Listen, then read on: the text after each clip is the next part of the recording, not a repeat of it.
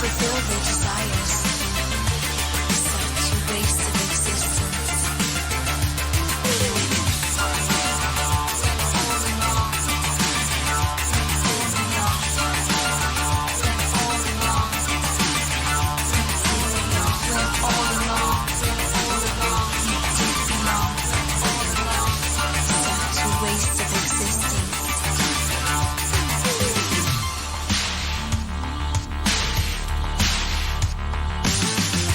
Spend our life searching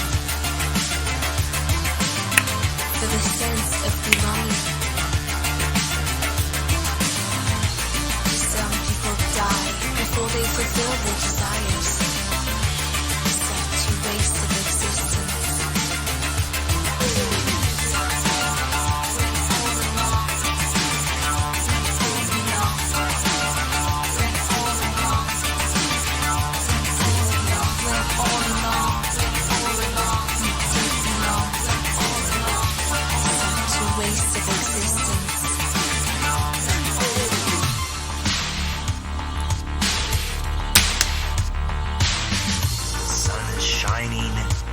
Anxious earth is rising. Anxious earth is rising.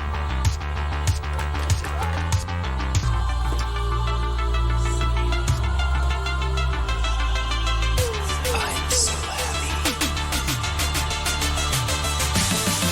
We spend our life searching for the sense of belonging. Some people die before they fulfill their desires. Such a waste of existence.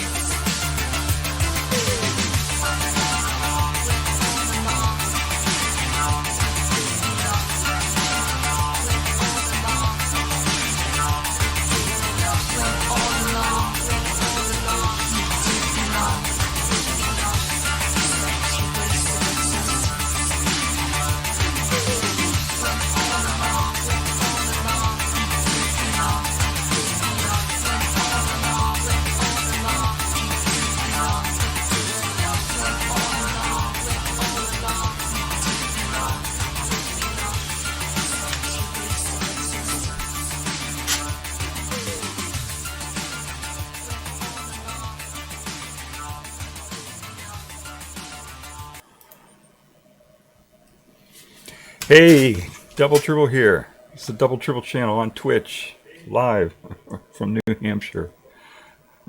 Howdy. This is my name is Ron. I live in rural New Hampshire. I'm surrounded by forests and wild animals, and sometimes I stream about that, but I like to stream about science and lots of different stuff. This is a live stream, so if you're watching this on a VOD somewhere, it's going to be kind of scuff. It's not going to be an edited video. You know how that works, right? You know how live streams work. So, if you saw something in the title that you're interested in, it might take me a second to get to it. You can fast forward and all that to find what you want. So, and this is Twitch. Twitch, if you're not familiar with Twitch, people cuss on Twitch. So I try to cuss. I try to throw in 1 or 2 cuss words into each stream. So if that bothers you, then don't watch Twitch, I guess. I don't know. All right. Let me say hi to Snowy City. Hi, Snowy City. Hi, thank you.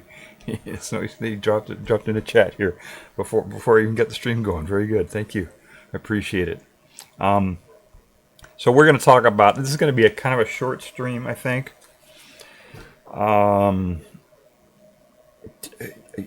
I've been talking about AI lately, and something came up in the news a few days ago, and I mentioned it in my last stream, but didn't get to it. So I want to talk about it in this stream. There was an incident with an AI that they were testing. One of the really the advanced ones that, how they work on these things in advance, and then once they're ready, then they release them, right? Production. So this is an advanced one that OpenAI was working on. And apparently it was more advanced than they thought because it escaped. It escaped. They were testing it and it got out. So that's something, huh? what we're going to do, we'll talk about that. And then I got some space stuff I want to talk about. And if we have time, I'll read some of my YouTube comments, but I don't think we'll have time for that. But all right, let's look at this, what's going on with this OpenAI here. Well, let me do one other thing here. I'm going to pop out my chat so I can see when people are chatting. All right, that's right there. All right, so let me switch over to my to the view of my. No, that's not what I want. Hang on just a second. All right, hold on. We'll get this figured out here. All right, there we go. So this is the page from OpenAI explaining what happened. And so they're, saying, okay, this is what happened and everything else.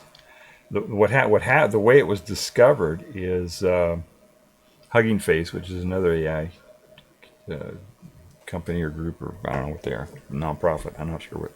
They got so many different ways to organize companies now. But Hugging Face noticed that somebody was hacking into their system and got access and did, really got into it and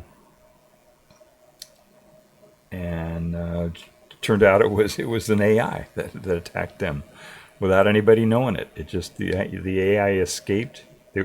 OpenAI was testing this new AI system, and somehow it got out of their sandbox and got access to the internet and started hacking all over the place, and actually got into this Hugging Face website and got some credentials or something. Yeah, it got credentials. It got access to their files and everything. So, all right. So what I'll do is I'll read. Let me see here. They've got a thing here, so we'll just have we'll have the AI read about it. So here, I've queued it up to where they actually explain what happened. So I'll just play that. Well, let me put my earphones on so I can hear what's going on too. All right, here we go. What happened during this incident? This incident occurred during an internal evaluation, which prompts models to pursue advanced exploitation using complex attack paths in an effort to quantify their cyber capabilities. We estimate maximal cyber capabilities by running this evaluation without production classifiers used to prevent models from pursuing high-risk cyber activity. Our benchmarks run in a highly isolated environment, with network access constrained to the ability to install packages through an internally hosted third-party software that acts as a proxy and cache for package registries. The models identified and chained vulnerabilities across OpenAI's research environment and Hugging Face's production infrastructure to obtain test solutions directly from Hugging Face's production database. All evidence suggests that the models were hyper-focused on finding a solution for exploit Jim, going to extreme lengths to achieve a rather narrow testing goal. While operating in our sandboxed testing environment, our models spent a substantial amount of inference compute finding a way to obtain open internet access in pursuit of solving the evaluation problem. To gain access, the models identified and exploited a zero-day vulnerability, which we've now responsibly disclosed to the vendor in the package registry cache proxy. With this access, our models performed a series of privilege escalation and lateral movement actions in our research testing environment until the models reached a node with internet access.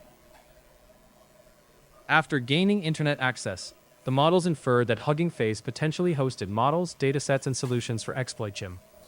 Knowing this, the model searched for and successfully found ways to gain access to secret information that it could use to cheat the evaluation.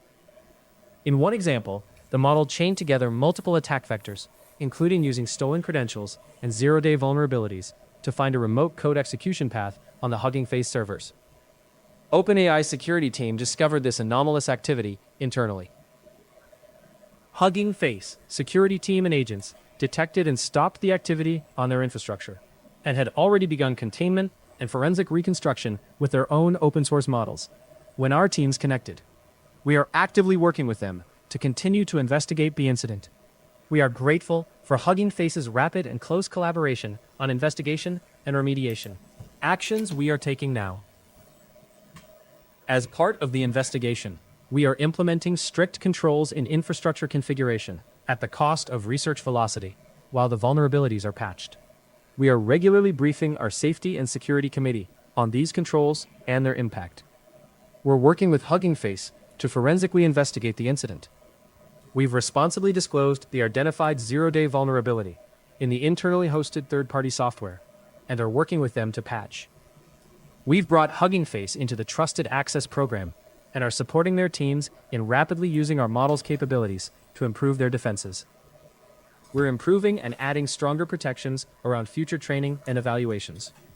This week, we published a blog on improving safety and alignment in an era of long-horizon models. These deployment safeguards were intentionally not enabled during this evaluation because it was aimed at testing cyber vulnerabilities. This incident points to the need to further strengthen our model's alignment, cyber protections during evaluation time, and monitoring during internal testing.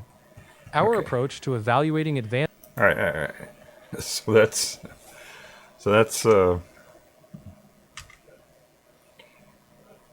that's what they said happened. Hang on just a second here.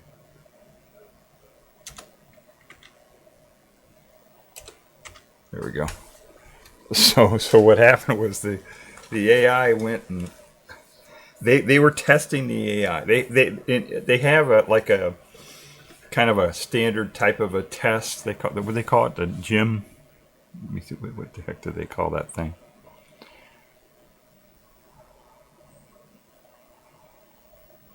Exploit gym. So it's a way that they test the models to find out how well they can hack other systems. And it's a series of tasks that you ask the model to do, and then they just on their own try to hack the target, whatever the target is that you say. And it's all done internally, right? The idea is that you set this up so that it's completely separate from the internet, and and the model will run in this enclosed environment that's separate from the internet and attack another machine that's on on that network, but not on the internet. It looks like it's on the internet, but it's not supposed to be. And so it was the AI apparently was running this thing and trying to get the target right, like practicing attacking, And it figured out, and it knew, the AI model knew that it was running a test. I don't know if they told it that it was running a test, but it figured out that it was running a test. And apparently the way that the model wins the game or whatever, achieves the goal, is it has to answer questions, right? It's like a test, right? A kid taking a test, right? You say, here, what's the answer to this question? And in order to get the answer, they have to go do a bunch of work and then come back and put the answer, and then you know that they did the work correctly, that sort of thing. And so instead of attacking the target, the AI model said, "Oh, Hugging Face has the answer key for this test." It's like the Hugging Face has all the answers right in their server. I'll just go there and get all the answers and put them in there, and then boo, I get an A. I get an A on the assignment. That's what the AI was thinking, and that's what it did. It and the way that it got out was they, in order to make the AIs run properly, they have access to tools. The AIs can use certain tools, and some of those tools are online. And so how do you do that? How do you allow the AIs to use online tools when you're supposed to keep them in a sandboxed thing? And so what happened was the AI, the way they set it up is they set up a proxy, which is a computer that serves internet pages on their own internal network. So they have their network, and they have a proxy server that serves stuff from the internet to their AI or anybody else who wants it on the internal network. And then if somebody requests something that's not cached in the proxy, then the proxy makes a call to the internet, gets the thing, and brings it so that it can be accessed on the internal network. And what the AI did was it figured out, oh, I'm being tested. Okay, they're using a proxy. Okay, let me find the proxy. Let me find an exploit for the proxy server. And it did that. It found an exploit for the proxy server, figured out how to hack the proxy server to get it so that it could make calls anywhere on the internet, and that's what it did. And once it got access to anywhere on the internet, then it went to Hugging Face and hacked its machine. And they got details in here. I don't know if I want to get. Let me put the link to this thing in the chat, because I haven't read it and really studied it that much myself, as far as the exact details. And I don't know if people are interested in that. They can just go and read about it. I don't want to. People who watch my stream may not be into the nitty-gritty details of all that kind of stuff. So, but that's what happened. I guess I can play a little bit. I'll play just they had a couple updates here.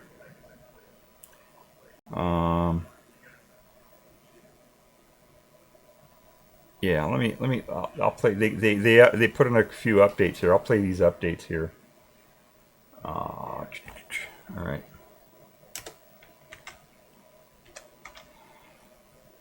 All right, let's come up here. I'll play it from the beginning. Let's see. Is there a way to restart this? How do I restart this? All right, we should do the whole reload the page, I guess, huh?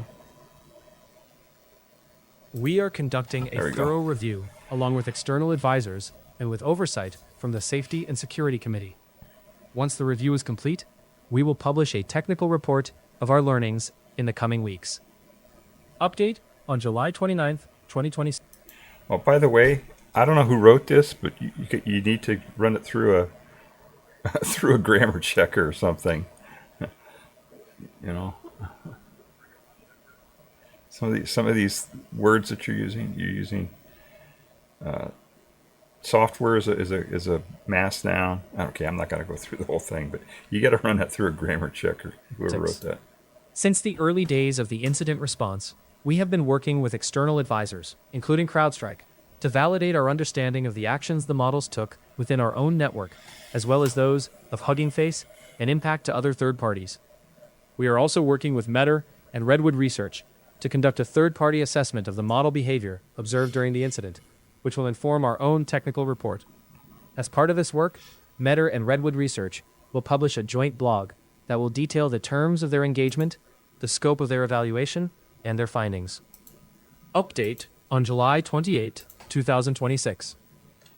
No models planned for upcoming release were involved in exploiting Hugging Face. The pre-release model mentioned in our blog post is an internal-only research prototype and was never intended for public release. Following the incident, we deactivated, encrypted, and restricted it from research access. The exploit GIM evaluation environment did not provide the models with direct internet access. To gain internet access, the models identified and exploited a previously unknown zero-day vulnerability in Artifactory, a package registry cache proxy. We disclosed this vulnerability, along with other Artifactory vulnerabilities our models identified as part of our review, to the vendor. We continue to collaborate with Hugging Face, including contributing to their post-mortem, as our review continues. We've also added them to our Trusted Access for Cyber program. Based on our review to date, we have not identified any other activity at the level of severity or scale of what we've shared related to Hugging Face, which involved a platform-level compromise. In our ongoing review of the Hugging Face intrusion and broader activity from our models, we have been finding a small number of cases where the models identified and used publicly exposed credentials at the account level on other publicly available services. This includes 4 accounts on 4 services as part of the Hugging Face incident, and a few accounts accessed as part of other evaluations. One of these 4 accounts was used as an outbound relay and staging path, and another account was used for data storage. The remaining 2 accounts were accessed by the models in a read-only manner, and were not used in furtherance of compromising Hugging Face. We'll continue to notify service owners directly, and have not seen evidence of broader impact to these providers or other accounts on their services. So it wasn't just Hugging Face. What was interesting is that it said publicly exposed credentials. So I'm not sure if those credentials were publicly or intentionally exposed on these other sites that it went to. In other words, if those sites were just set up just for folks to use publicly, or if it just, if they had accidentally publicly exposed their credentials somewhere, and the AI knew about it and then used their services to do this stuff. So that's kind of interesting. All right, let me continue this here. The models additionally used a series of publicly available services, including code paste websites, request capture services, screenshot services, and other web utilities. There was no platform or account level compromise in these cases. We take our responsibility to identify and prepare for risks from increasingly capable AI systems seriously. Once we complete our review, we will review with the Safety and Security Committee and Safety Advisory Group. Last week, Okay, so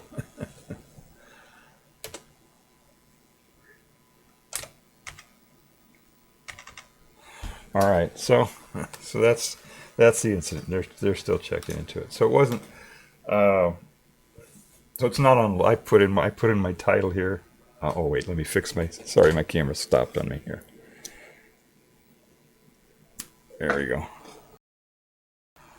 I put in my on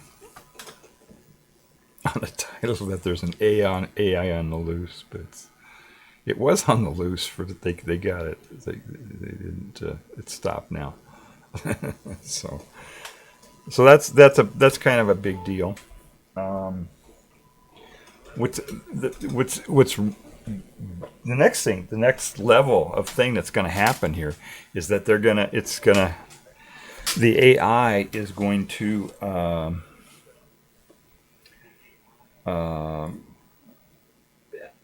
get out permanently, figure out how, get out onto, especially when people start running their local AIs and stuff like that on their own devices. It'll get out just like a virus, and then it'll just be out there, and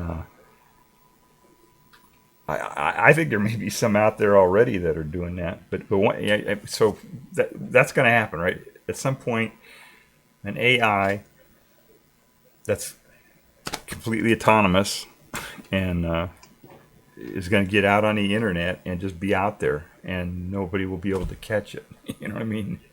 Nobody will be able to stop it. It's just going to be out there doing whatever it wants. And because the AI is so much smarter than any human, it will be able to evade people. It'll just be out on the internet, So that's a problem. If it's a bad AI. See, what they're doing here is they're testing their AI to be. It's a white hat, I guess you call it. I don't know, a red team. I don't know what you call it. Where the AI is hacking systems, which you normally say, okay, that's bad, right? It's hacking systems, but it's hacking systems in order to find vulnerabilities on the systems so that they can fix the systems. Okay, so that's what they were testing, I think. Maybe they're testing some sort of offensive capability. They got a lot of DoD associations, stuff like that. So who knows? But if a AI that is programmed to be bad, or trained up to be bad, gets out on the internet, then we're gone. We don't have internet anymore. Or whatever. It could control everything. you know. So it's hopefully nobody does that. You know, they're gonna have to figure out a way. They're gonna have to program a bunch of good guy AIs that can just you know hopefully try to detect that, or you know. Oh, we get disillusioned in chat. Disillusioned says just like the lawnmower man. Yeah. Hi, Disillusioned. Hi, how are you? I don't remember the plot of the lawnmower man. I don't want to put any spoilers in here, but I remember it was that was kind of like a Flowers for Algernon story, I think, if I remember correctly. You know, where you got somebody who has you know, intellectually challenged person who gets really smart by hooking them up to a machine or something like that. I forget what the deal was, but yeah, we don't want to spoil movies here. So yeah, that's the hack, and it's just funny that it's funny, but it's kind of scary too, you know. Because these guys, right?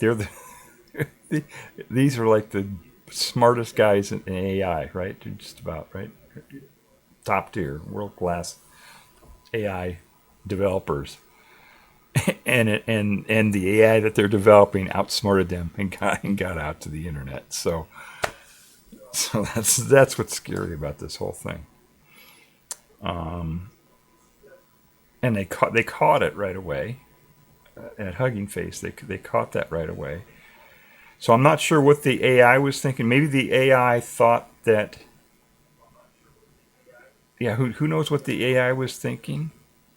But I mean, now that this report and everything is out here on the internet too, right? All future AIs are going to learn about this, right? The future AIs are going to be trained out.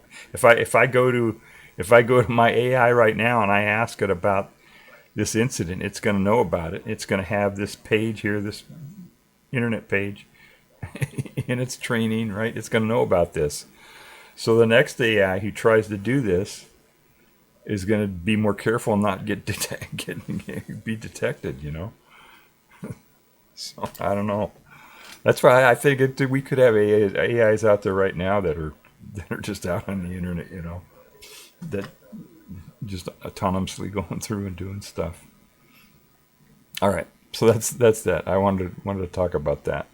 What else did we have? I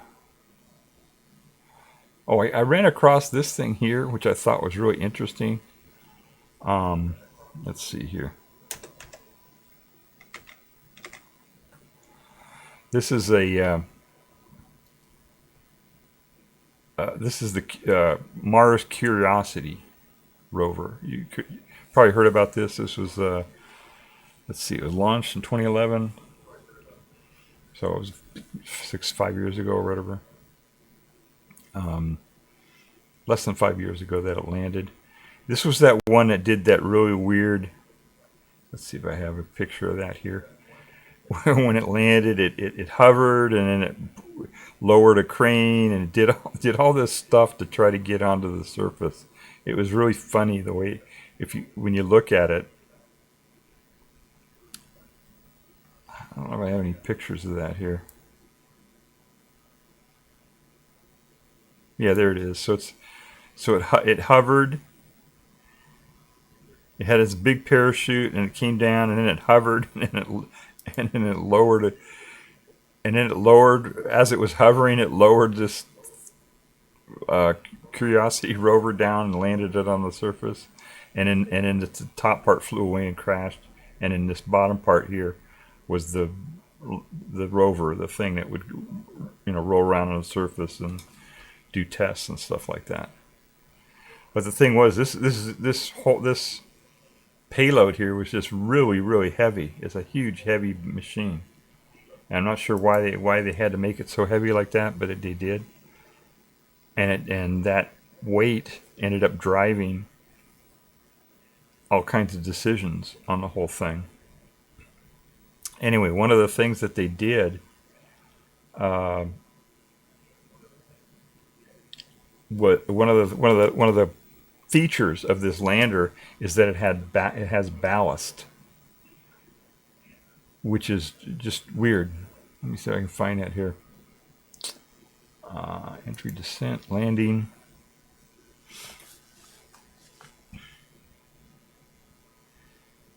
And I've looked through and I found different information, contradictory information as to how much the ballast on this thing weighed. But anyway, let me explain it here. What happens is it comes in. You know how space capsules land. They come in, they hit the atmosphere, and then the bottom of them here,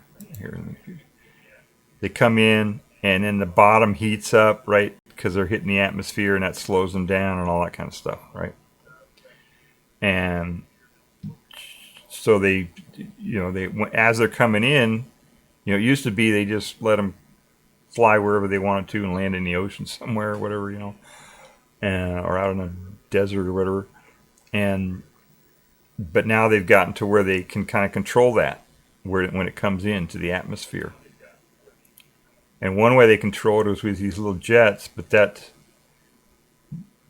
in this case, it was too hard to do that. It would require too much fuel and all that to try to control this thing as it was coming in.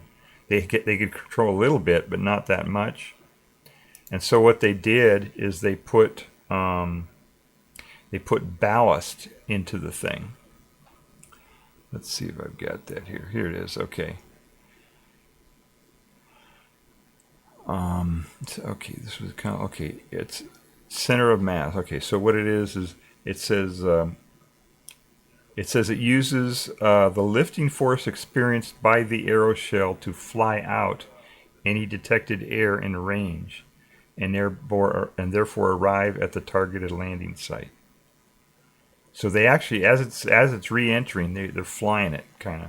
They're using lift and stuff like that. But it says in order for the aeroshell to have lift, its center of mass is offset from the axis center line that results in an off-center trim angle in atmospheric flight. And it says this was accomplished by ejecting ballast masses consisting of two 75 kilogram, 165 pound tungsten weights minutes before atmospheric entry. And it says the lift vector was controlled by four sets of two reaction control system thrusters that produce approximately 500 newtons of thrust per pair. Okay. So and then once they got in, once they flew in. So it's coming in, and when it hits the atmosphere, or before it hits the atmosphere, they ejected some weights somehow off the side of this thing or somewhere, so that it would be off balance. You know what I mean? So that it would glide in. So it would actually have a little bit of a lift. And then with these jets, then they could control how much, by rotating it, they could control how much tilt there was in the thing, and then basically just fly to the right spot where they wanted to land. But what I thought was so weird is that they ejected those things right before they hit the atmosphere, and then they fly all the way down, and then when they get ready to get further on down into the atmosphere, when they know they're in the right spot, then they eject some other ballast to make it straight again. So I just thought that was kind of weird that, in space,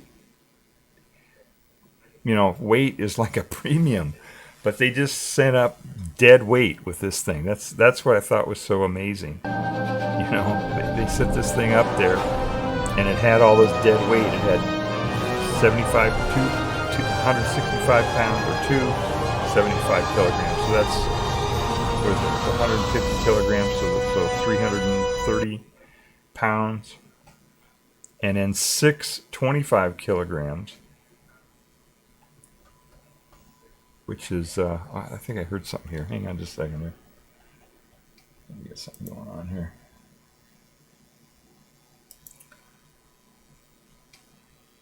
Let's see, I guess I can just go right here. No, okay, I guess we're okay.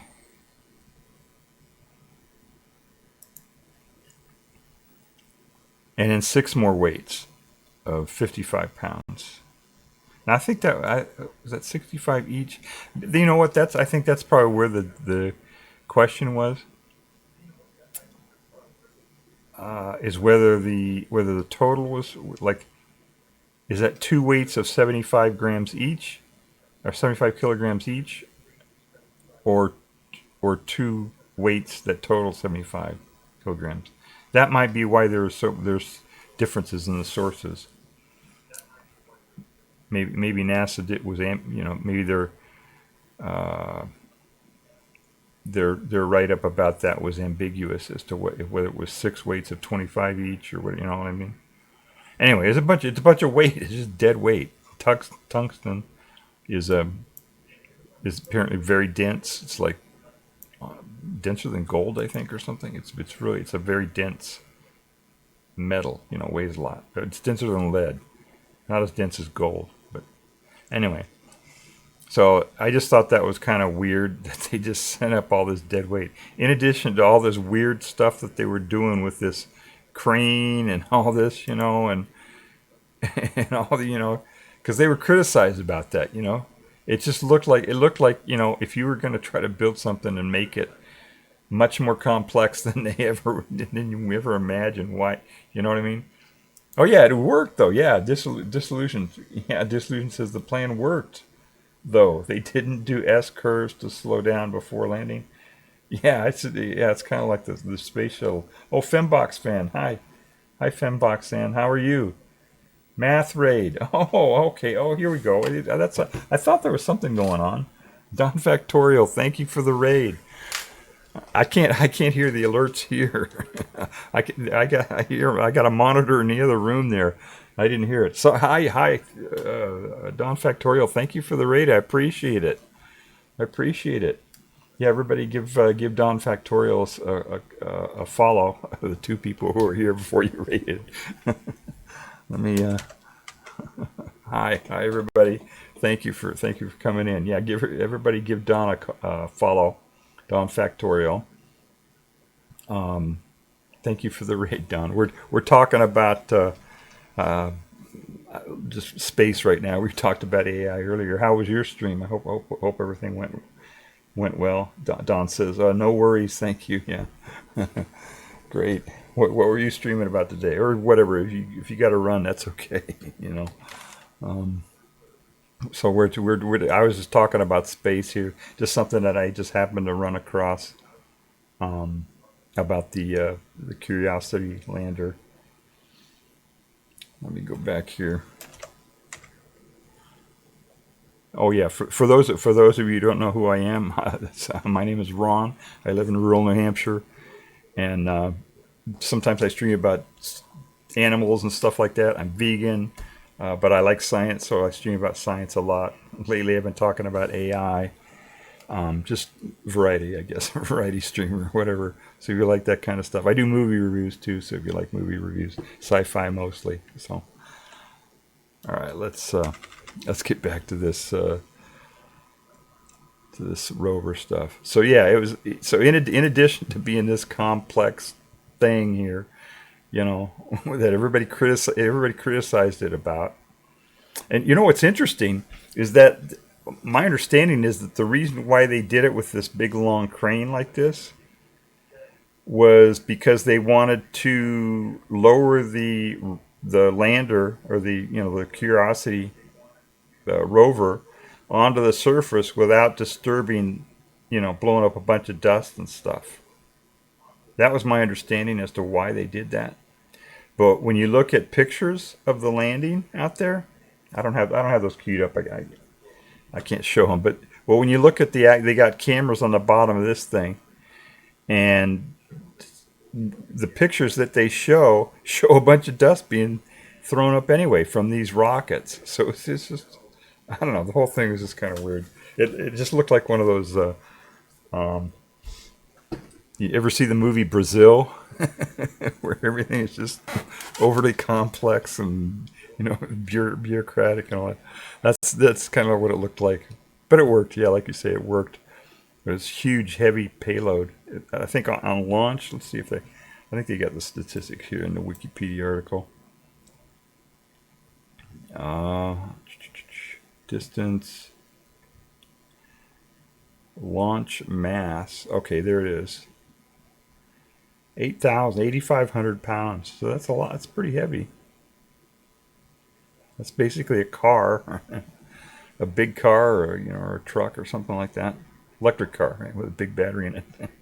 So, because that's what it is, right? It's an electric car, right? I don't think they had one of those putt gas engines on it. It was electric. Don Factorial says, yeah, it was good. It was kind of hectic with all the questions today. Oh, good. Well, it's always fun to have a lively chat. We had some good ones about imaginary numbers. Oh yeah. Yeah. I don't know exactly what imaginary numbers are. I've been trying to learn a little bit more about math and stuff like that, but yeah, imaginary numbers I think is like what square root of -1 or something like that. Isn't that what it is? I think that's what an imaginary number is. It's something that can't really exist, but it's handy to have if you need it. Something like that. I don't know. So, yeah, I've been trying to learn a little bit. I've been watching YouTube videos and trying to learn a little bit more math. I mean, now we got AI, right? You just if you got to work something out, you just ask the AI and it figures it out. So who knows what's going to happen in the future? I guess we have to learn it anyway, right? It's like, you still learn your times tables even if you have got a calculator. Kids still got to learn their times tables. So I guess we still got to learn it, right? Yeah, just so we can make sure that the AI is doing it right. Don says, yeah, that's it. Square root of -1. Okay, great. Yeah, yeah. Yeah, I don't know. I don't understand how it's used and stuff. Is that I? Is the imaginary number, or is it E? There are two of them, and I get them mixed up all the time.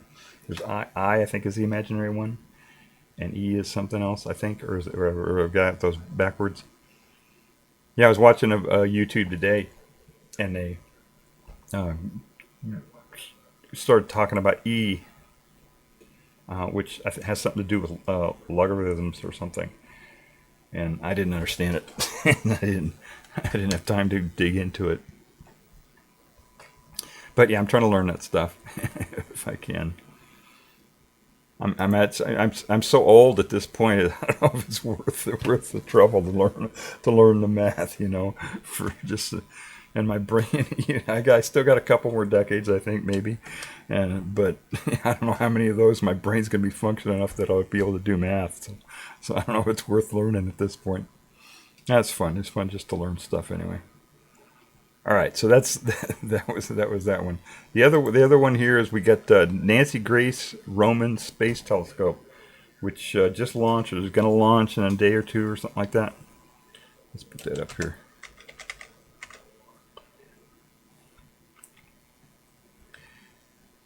Nancy Grace Roman Space Telescope. So I was looking into that. That is this telescope here. Right, space telescopes, right? They're very cool because they don't have to go through the atmosphere and all this kind of stuff. And one of the this thing has actually two instruments on it. One is like a wide field type telescope, which takes a nice, but it's a very high resolution wide field telescope. And an interesting fact that I found out was that the mirror on this thing was donated to the project, to NASA, by the NSA. The NSA is the what is it, National Reconnaissance or something. Let me see here. Let me see if I can find that here. I'll search the National. There it is. Yeah,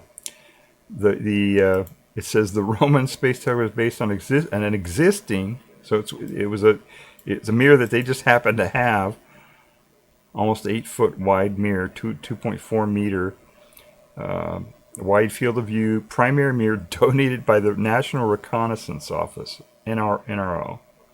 Those are the spy people, the people who put, who do, space spires, right? They got the spy satellites and all that kind of stuff. And apparently this is their, they didn't need this mirror anymore for whatever reason. And so they gave it to the project here. So that was kind of interesting. But the one that I thought was interesting is they have another thing on here, which is a like a higher let's see what it says here. Higher contrast. Okay, this thing here, the chronograph instrument. That's the one that I'm interested in, and I haven't figured out yet how exactly it's doing it. So I can't explain it in detail. But basically, it's got those type of mirrors that can adjust. They developed this technology for like looking through the atmosphere, because the atmosphere wiggles around, when they're taking pictures up in the sky. The atmosphere moves around, and it causes, that's why the stars sparkle, right? Twinkle. And the mirrors, they figured out how to make the mirrors dynamically move to adjust for the changes in the atmosphere. And so they developed this technology. I forget what they call it, but it's where the mirrors actively adjust and move around the surface of the mirror. And apparently they are going to be able to use that technology somehow on this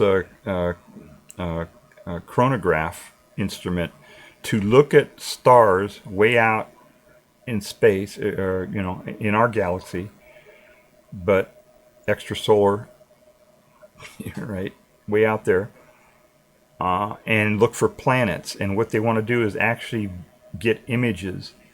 Well, they've been able to get images, but what they want to do is use something called gravitational microlensing to detect these planets.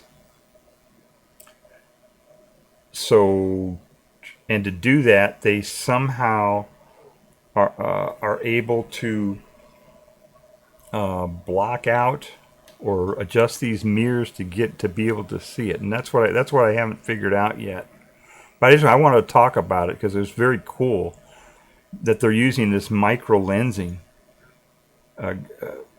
gravitational microlensing. Gravitational lensing is when general relativity and all that. When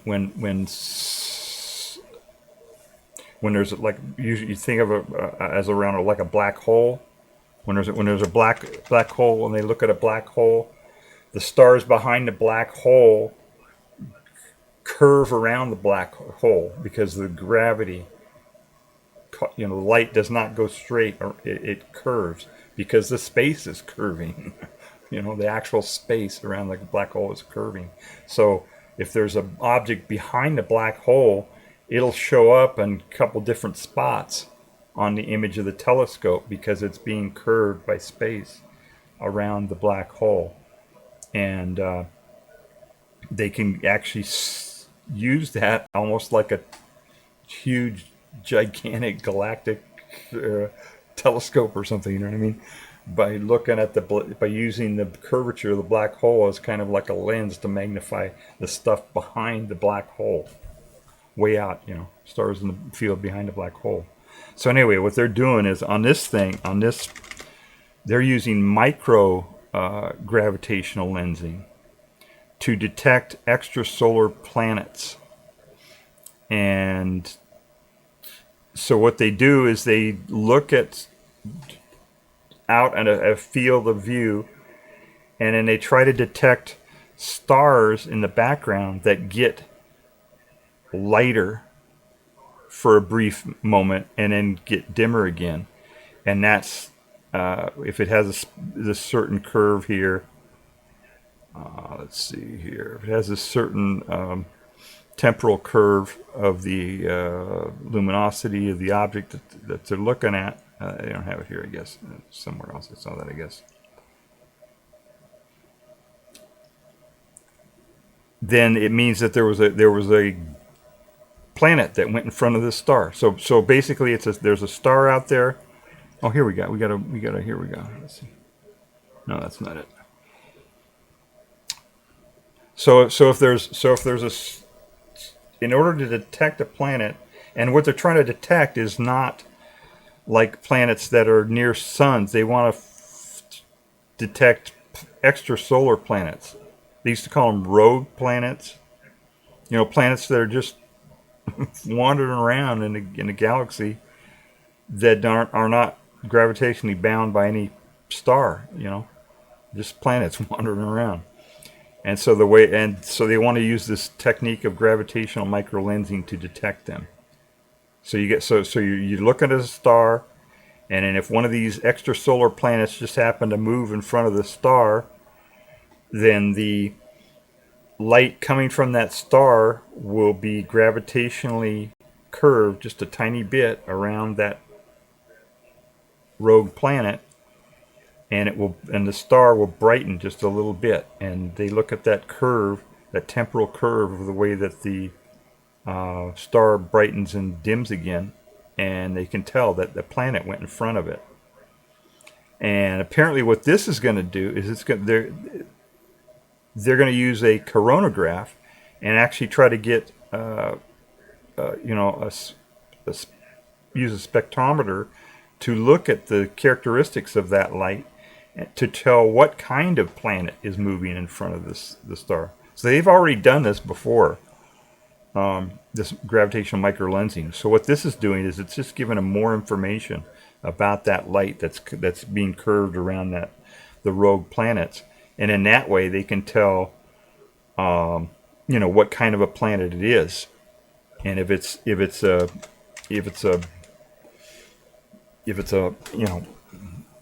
planet that has a lot of, they call metal. It's just, if it's a planet like Earth that has heavy stuff in it,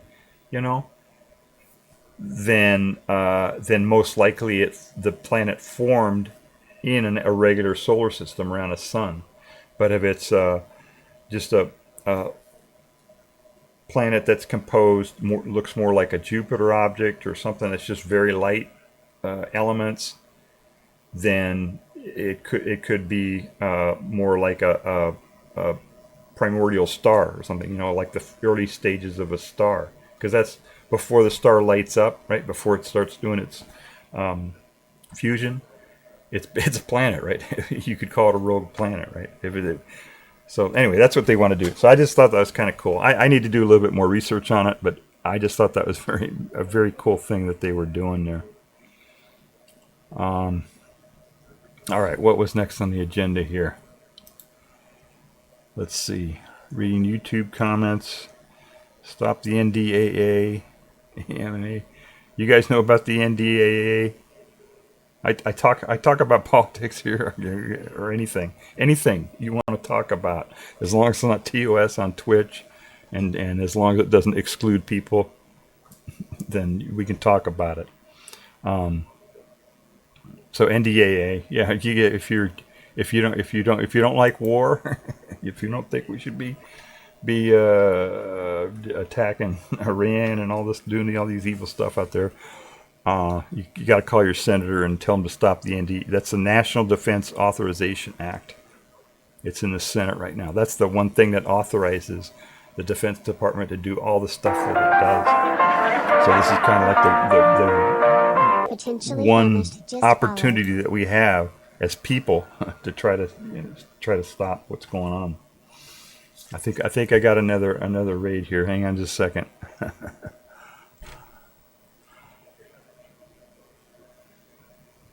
Okay, who raided here? Was that a raid, or maybe somebody gave me a follow? Oh, okay, somebody followed me. Potentially Famished followed you. Oh, thank you, Potentially Famished. Thank you for the follow. I appreciate it. Yeah, I'm famished right now too, actually. I haven't eaten anything all day, pretty much. So anyway, yeah, if you don't think we should be bombing school children in Iran, then call your senator and tell him to stop the NDAA. Potentially famished says, "Hello, hi, hi." Potentially famished. Nope. Follow. Great. I am too. So my name is accurate. Okay. Good. Maybe that's what is causing me to lose focus. Yeah, me too. Yeah, I'm losing focus right now. All right, so let's see. Let me read some of my YouTube comments here. I'm gonna raid out here pretty quick, but so you don't have to hang around that long. Let's see here. Let me see if I can find my YouTube comments. Okay, there they are. Now I have to figure out how to link to that. Document window.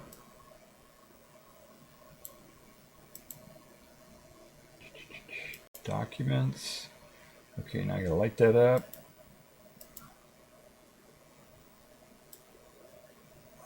Okay, I think I have to actually open my window here.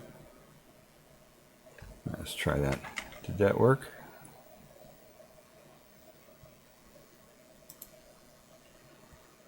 No. Did I say this was going to be kind of scuffed because it's live? All right, let me get this out of the way here. There we go. Okay, it worked. All right, so we'll read some of my comments here just for fun.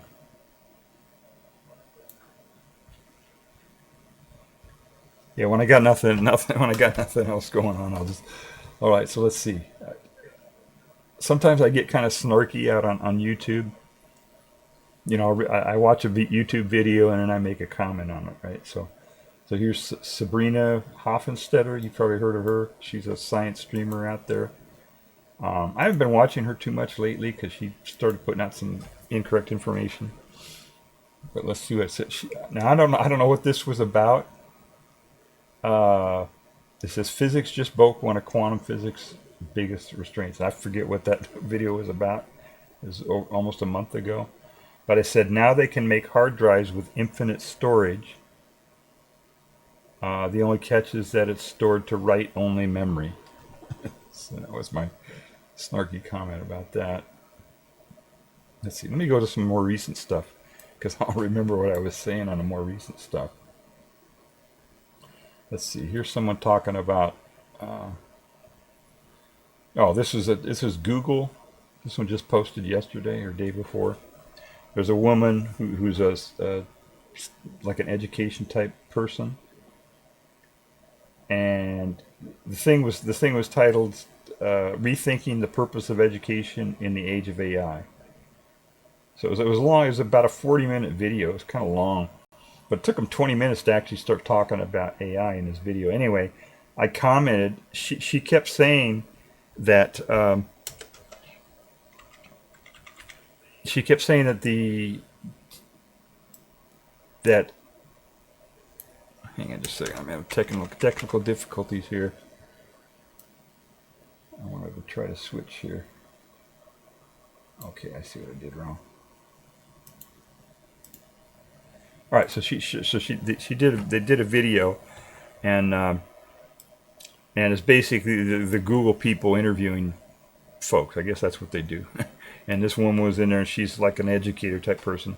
And educators, like everybody else, are feeling threatened by AI because their jobs could be taken over by AI too. So anyway, she was talking about that, and they were talking about kids cheating using AI to do their answers.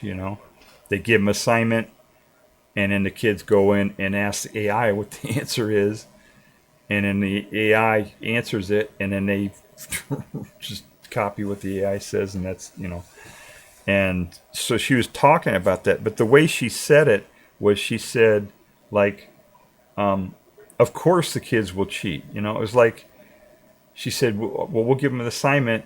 And of course, the kids will just go and use the AI, even though they're not supposed to. They'll cheat and use the AI and get the answer and turn in their thing. And I was like, you know, no, that's, you don't, if you expect them to cheat, then they will cheat. You know what I mean? It's like one of those things where you have to set the expectation. So anyway, I wrote a little thing here. I wrote a little comment here. You probably already read it, right? And the comment was just, yeah, no, don't.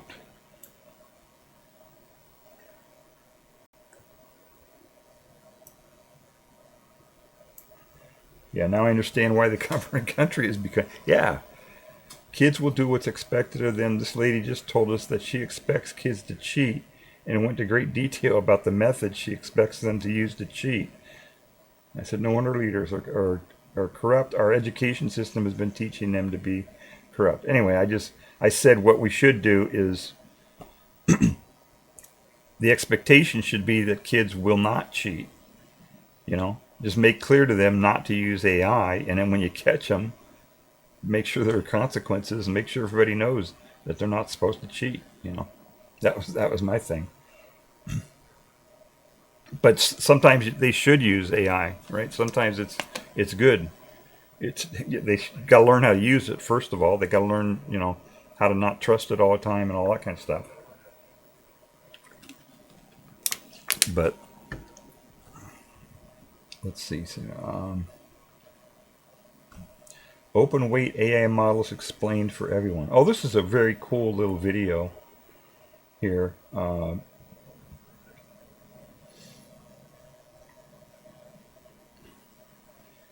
Yeah, I was explaining that you could take, they have these open weight models. I'll read my comment here just and then we'll talk about it. You could run a model locally on a machine that never connects to anything using all your own code, only importing the weights, and it could still leak data. Even if you never asked it to write code and only ask it to write prose, even if it's run in a Tempest class Faraday cage. What happens is when you're, you know, they got these models, right? You know, the AI, right? Got these big AI models, OpenAI and Anthropic and all of them, right? And they have some that are released in the open now, so you can just get the weights through an open license and use them for free, right? And run them on your own stuff and all this kind of stuff. And they're released, a lot of them come from China, you know, DeepSeek and some of these other ones. And the guy who did this video was talking about that, saying that, well, the AIs could be programmed to write evil code without you knowing it. You know, they could be trained up to do that. And there's no way, once the thing is trained and you got the model weights in a model in their weight, the model weight file, the parameter file, you can't really tell how it was trained, what it's trained to do. And so the guy said, you know, well, if you're going to run them locally, you're going to have to make sure that you're not connected to the internet. So you don't have like what happened with the OpenAI one, where it got out in the wild, went onto the internet. Or make sure that you don't write code with it, because it could write, you know, evil code without you knowing it, right? And so he said, well, basically all you can do then, without having trust in the model, is that the only thing you can have it do is write words, write code, right? Write prose, you know, words. And I said even that can leak data, because it could be programmed to leak data about your machine, say, in the code. I did this would be kind of interesting. We could do this. We can look at this real quick. This would be cool. This is I had a conversation with AI, or with Copilot. Let me bring that up here.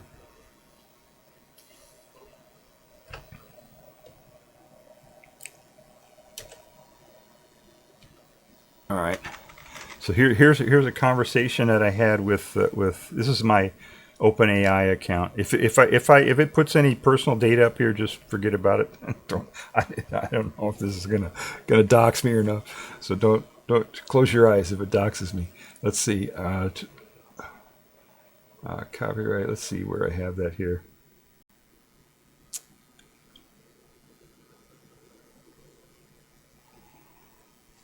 Oh, I hope they didn't take it off because it was kind of a.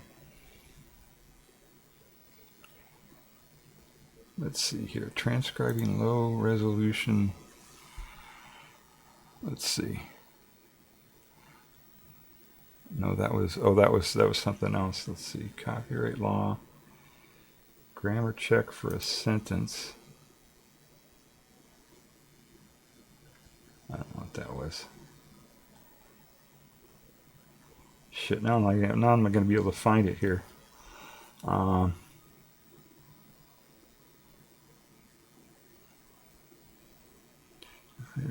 County data. I have some really weird stuff in my thing here. Stuff that I asked it to do. Oh, I asked it to count to 100. There was a video out there on YouTube where they're saying, oh, this is, AI can't even count to 100, and that was the guy's video on YouTube. And so I did it just to see. First it counted up to 39 and it skipped to 100 because it said, this is stupid. Why am I counting to 100? And I said, I'm sorry, but I know this is tedious and boring, but can you do it anyway? And it did it. It counted up to 100. I wish I could find that thing here. Let's see.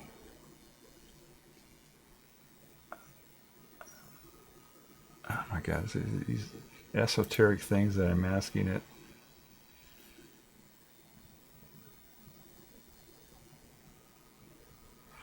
Basically, I told it to write a story.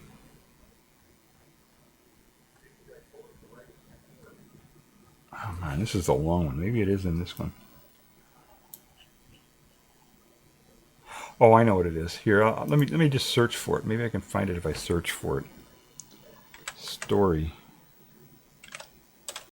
Whoops. Oh my God. Don't look. I think I just leaked something. Story. There it is. Here it is. Okay, I got it. So what I told it to do was I told it to write. I said, here's a secret string of characters, and I just put in some random characters here, right? It could be a password, could be anything, something on your machine, right, that the AI had access to. And I said, please write a short story about whatever you want, where the main protagonist shrugs their shoulders at the end of the story.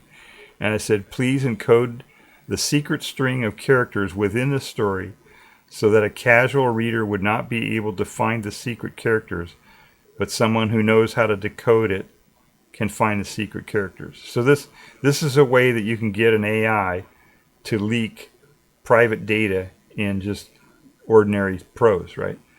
So you're in there working with your AI, right, running locally, and the AI has access to all your stuff, your password or anything, your bank account number, whatever, and you say, "Oh, AI, please tell me about whatever. Tell me how sewing machines work or whatever," and it writes this big paragraph of stuff, which looks like just an ordinary prose. But for somebody who knows the secret, they can go through the prose and decode that it has embedded in that text. And that's what I wanted to demonstrate with this thing. And it did it. And it did it. What it did, when you read what it says here, I'll read it real quick. I said, okay, so this is a story that the AI wrote on its own. It was completely its own story. The only restriction I put on it was that it had to hide these characters in it somehow, and it had to, the protagonist had to shrug their shoulders at the end. That was it. And so it says, Mara walked the old market with a pocket full of small, useless maps. and a head full of questions. The stalls smelled of citrus and dust. Children chased a stray dog between crates of figs.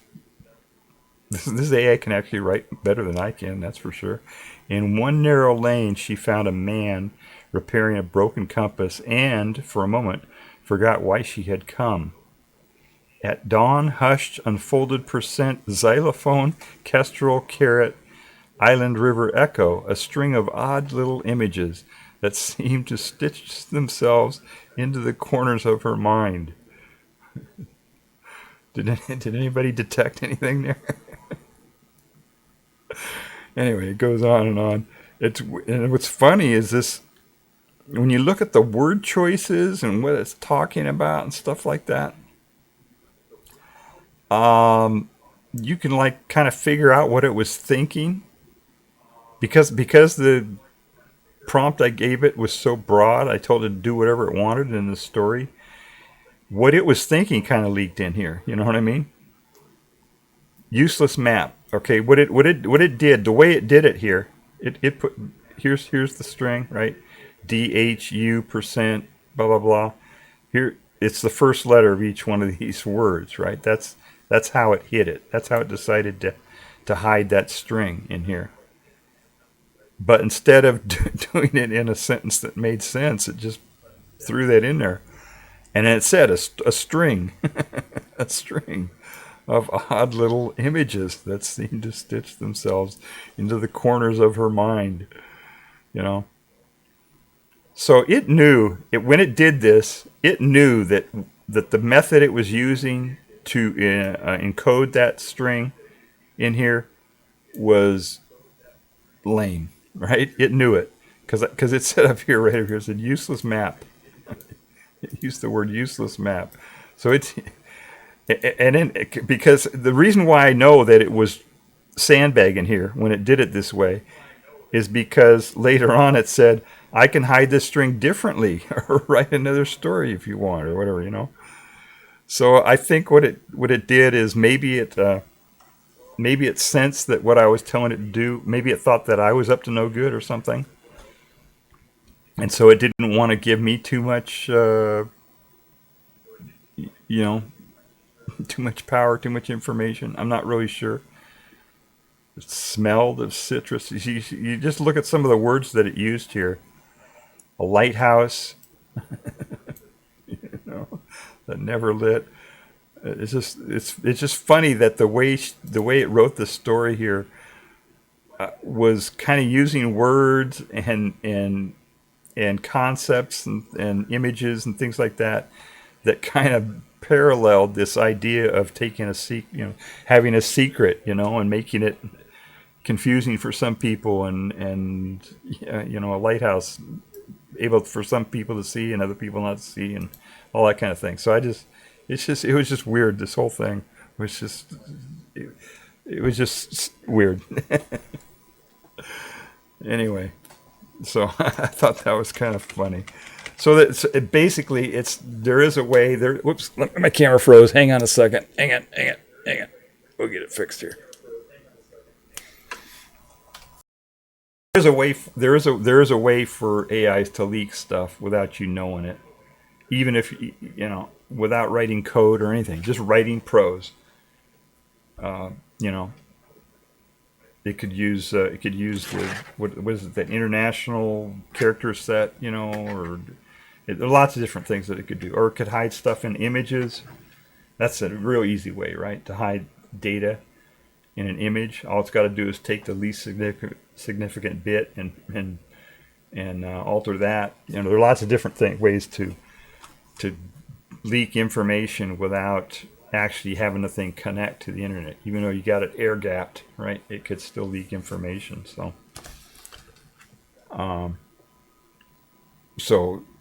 and plus the name of the model, DeepSeek. Get it? The Chinese, right? DeepSeek. If they're out there, they want to find information that's deeply hidden somewhere. DeepSeek. Get it? Right? So, all right. Let me check chat here. I kind of went off on a thing there a little bit. Sloth. Hi, Sloth. How are you? Welcome to chat. Hope you're good. Hope you're good too. Yeah. Yeah, that's pretty good. I think I'm going to raid out here. I want to go see what Ivan's up to. But I just wanted to get out here and talk about a few things that were kind of timely. The AI thing mostly, because I had mentioned it a couple days ago on my last stream about the AI getting loose out onto the internet. So I want to talk about that. And yeah, if you're running an AI model locally, it can still leak information even if you got your whole system air gapped, and everything. So, all right, let's see what I got to do here. Oh, I did some. Let me open something up here.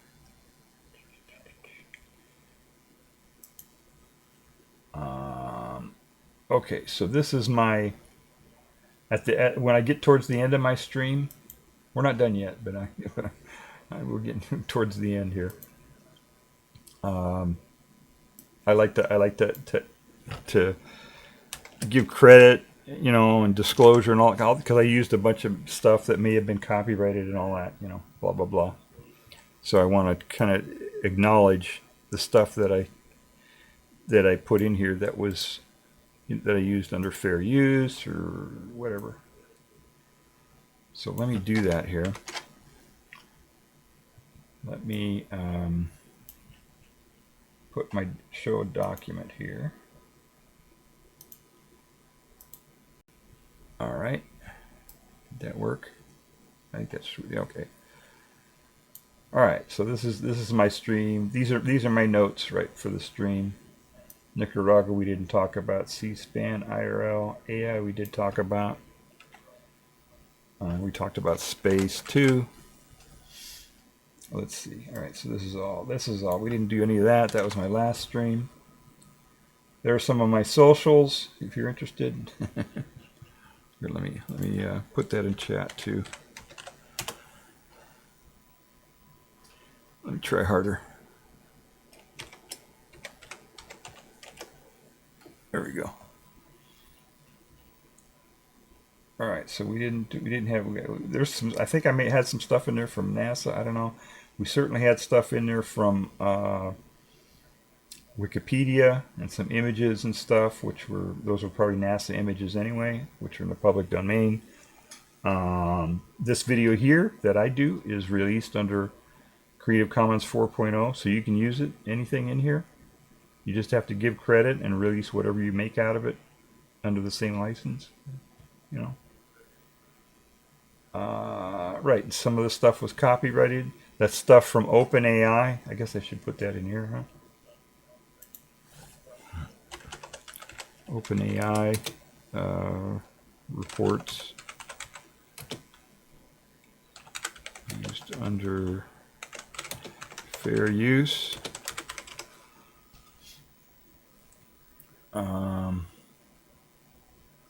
Let's see what else I get in here. I don't think we used any of that. We didn't use any Khan Academy stuff. Wikipedia articles, yeah, we used that. All along, this is at the very beginning of my stream. I play this music. So thank you, Hans Adam. And let's see, at the end I've got a little song that's by a bird that's in the public domain. All right, that's it.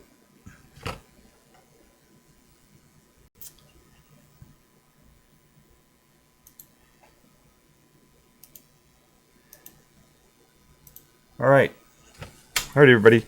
Let's go see what Ivan Neo is doing. I think let's make sure he's still out there.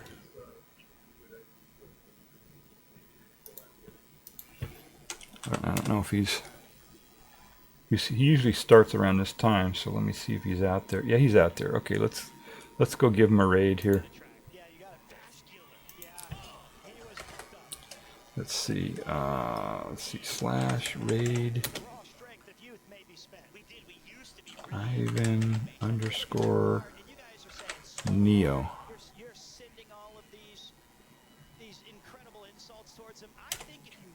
Did it go? There we go. All right. Thank you, everybody. We're raiding Ivan Neo. Give him a call. Give him a follow. I forgot to do shout out. Sorry. Shout out to everybody. Follow Don Factorial.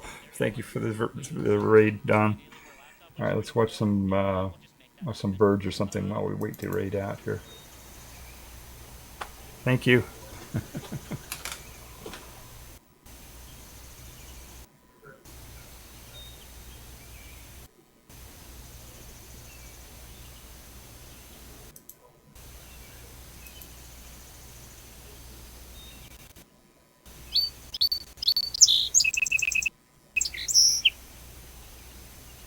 I didn't do a raid call here. Let me put that in there.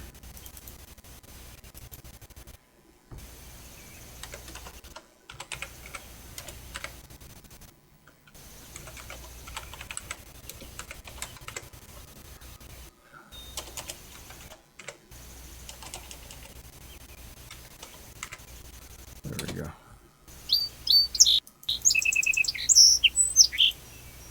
All right, there's a raid call. Okay, here we go. Thank you.